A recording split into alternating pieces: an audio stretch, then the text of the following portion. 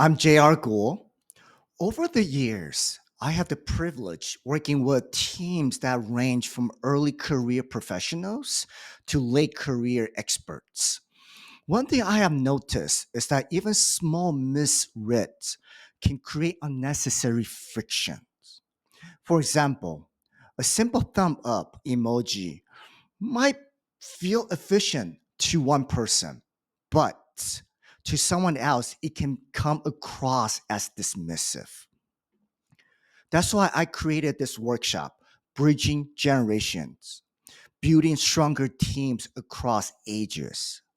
This workshop helps teams reframe these flashpoints, not as problems, but as opportunity to grow stronger together. We will explore how feedback travels, how decisions get captured, and how to signal capacity without things becoming too personal or political. We'll also learn how stress and even past experiences can shape the way people communicate, both verbally and non-verbally.